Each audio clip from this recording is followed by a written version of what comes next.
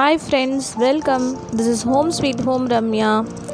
இன்றைக்கி நம்ம கடலை பருப்பு உருளைக்கிழங்கு வச்சு ஒரு குருமா பார்க்கலாம். இது சப்பாத்தி பூரி தோசைக்கு சூப்பராக இருக்கும். வாங்க இதை எப்படி செய்கிறதுன்னு பார்க்கலாம். குக்கரில் ஒரே ஷாட்லேயே இதை முடிச்சிடலாம்.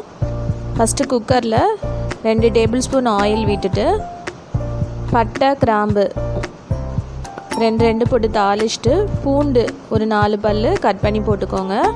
வெங்காயம் 2 கட் பண்ணி போட்டுக்கோங்க. தக்காளி 2. இதெல்லாம் வதக்கணும்னு அவசியம் இல்லை, நம்ம இது எல்லாமே குக்கரில் வச்சு விசில் விட போகிறோம். உருளைக்கிழங்கு நான் இன்றைக்கி 2 உருளைக்கிழங்கு இந்த மாதிரி பொடியாக கட் பண்ணி எடுத்திருக்கேன். நல்லா குட்டி குட்டியாக உருளைக்கிழங்கை கட் பண்ணிக்கோங்க. நெக்ஸ்ட்டு ஒரு பவுல் கடலைப்பருப்பு இது செய்யறதுக்கு ஒரு 5 நிமிஷம் இல்லைனா 10 நிமிஷம் முன்னாடி ஊற வச்சுக்கோங்க. ஒரு டம்ளர் தண்ணி ஊற்றிட்டு மஞ்சத்தூள் போட்டுக்கோங்க. உப்பு இப்போ கொஞ்சம் கம்மியாக ஆட் பண்ணிக்கலாம், அப்புறமா பார்த்துட்டு ஆட் பண்ணிக்கலாம். நம்ம சமையலுக்கு யூஸ் பண்ணுற மிளகாத்தூள் உங்கள் காரத்துக்கு ஏற்ற மாதிரி யூஸ் பண்ணிக்கோங்க. நான் இன்றைக்கி 2.5 ஸ்பூன் யூஸ் பண்ணியிருக்கேன்.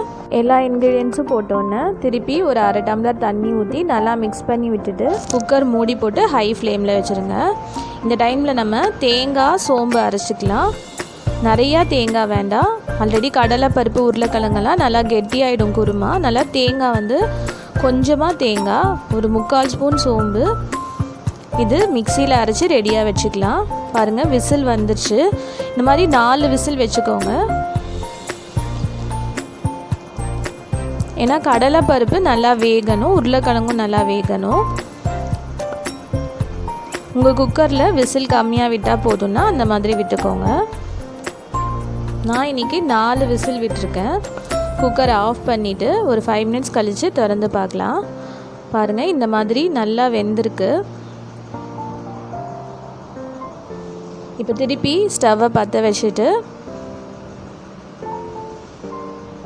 அரைச்சி வச்சுருந்த தேங்காய் சோம்பு அந்த விழுது, கருவேப்பிலை கொத்தமல்லி இதெல்லாம் போட்டு நல்லா மிக்ஸ் பண்ணிக்கலாம்.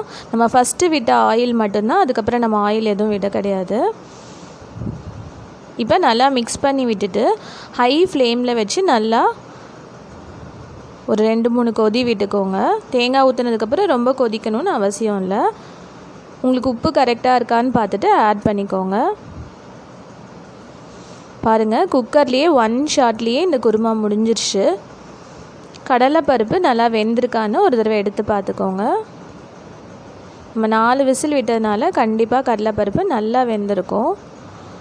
இப்போ நல்லா கொதித்ததுக்கப்புறமா குருமா ரெடி ஆயிடுச்சு. இப்போ நம்ம இதை ஒரு பவுலில் ட்ரான்ஸ்ஃபர் பண்ணிக்கலாம். உங்களுக்கு உருளைக்கிழங்கோடு சேர்த்து கேரட் கூட வேணும்னா ஆட் பண்ணிக்கலாம். சப்பாத்திக்கு சூப்பரான சைட் டிஷ்ஷாக இருக்கும். தோசை பூரிக்கெலாம் கூட இது நல்லாயிருக்கும். செஞ்சு பாருங்கள். உங்களுக்கு பிடிச்சிருந்துச்சுன்னா லைக் பண்ணுங்கள், ஷேர் பண்ணுங்கள். என்னோடய சேனல் உங்களுக்கு யூஸ்ஃபுல்லாக இருந்தால் சப்ஸ்கிரைப் பண்ணுங்கள். தேங்க்யூ.